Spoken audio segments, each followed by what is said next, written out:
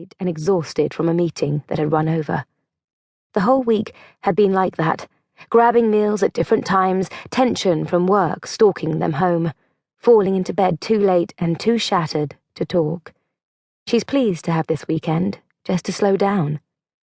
Ahead, the rocks where Jackson will be fishing come into focus.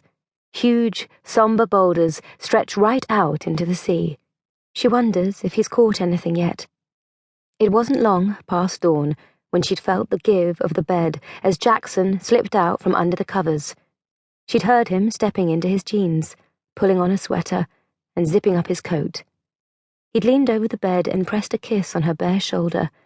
Her eyes had opened just enough to see him disappear through the doorway, a red woolen hat pulled down over his ears. Just beyond the rocks, she sees a flash of a boat. It disappears momentarily into a trough, and she thinks the conditions are too rough to be out on the water today. She squints against the wind and sees it rise again on the crest of a wave, an orange lifeboat. She wonders whether there's been an accident, and as soon as she has this thought, a slow trickle of unease seeps through her body. In her childhood summers, when her father was still alive, they would come to this beach every morning to swim together, her father making lunging rotations with his long, bony arms in a backstroke. She had loved those swims when the water was calm and the early sun glanced off the surface.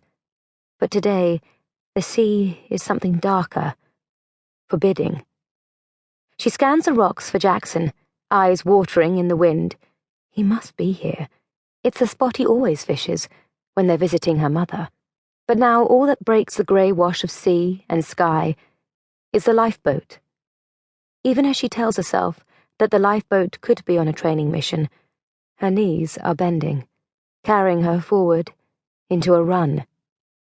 The flask bounces against her hip and her boots flick up sand. Her breath comes to warm, quick clouds and she feels restricted by the layers of her clothes, her jeans unyielding against her knees, her coat buttons tight against her breastbone. When she reaches the base of the rocky outcrop, she finds a dozen or so people gathered there.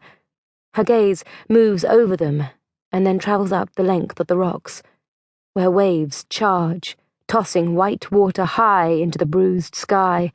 The air is heavy with the smell of salt. She can't see Jackson. Eva hurries toward a man zipped into a waxed jacket, his steel grey eyebrows ruffled by the wind. "Why is the lifeboat out?" she asks, trying to keep the panic from her voice. "Someone was swept off the rocks." Her heart lurches. "Who?" "A fisherman, they think." For a moment, she has a feeling of relief, because she knows her husband is not a fisherman. He's a 30-year-old brand marketer for a drinks company. But then the man is saying, "Young, apparently, but maybe he'll stand more of a chance against the cold." Eva feels all the air leave her lungs, as if someone has grabbed her hard around the ribs. She drops the flask and yanks her cell from her pocket, ripping off her gloves to dial. Her fingers are clumsy with the cold, but she turns her back to the wind and keys in Jackson's number. Pressing the phone to her ear, she paces on the spot, waiting for him to pick up. "Hi, this is Jackson," his voicemail says, and her heart stalls. Dropping the phone into her pocket, she stumbles toward the rocks. A wide red sign reads, "Danger, keep off." Her scarf flies behind her as she clambers over the wet boulders, the cry of wind filling her ears. Her breath is ragged, and spiked thoughts pierce at her, making her mind whirl. She tells herself to focus only on where she is putting each foot, placing one carefully in front of the other. Ahead, something colourful catches her attention.